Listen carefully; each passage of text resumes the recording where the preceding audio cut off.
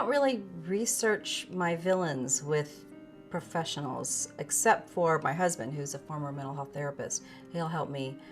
You know, usually they're pointed questions, like if I have an antisocial, borderline antisocial personality, and they're in this situation, what might they do?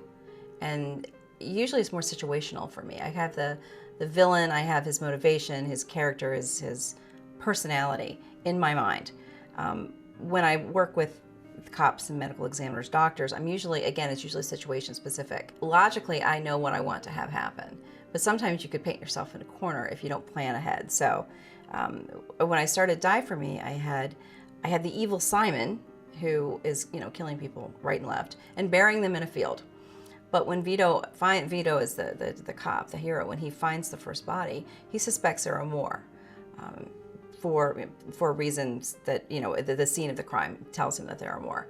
And so I emailed one of my police resources and said, if you came upon a body in a field and you suspected there were more, what would you do? Well, before this, I knew my heroine was an archaeologist, and I knew that there were pieces of this case that she would have to consult upon and become involved in, but I didn't know how to get her to meet the hero as early as I wanted them to get together.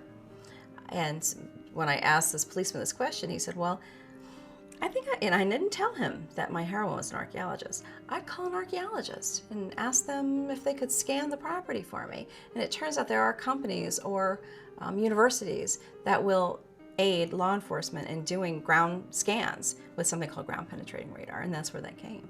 So how that came in, I was like, I was stunned. I was like, he didn't even know that my heroine was an archaeologist, and it fit together so perfectly. So she and Vito get to meet very early on versus later, which logically might have been the right place had I not had this piece of information.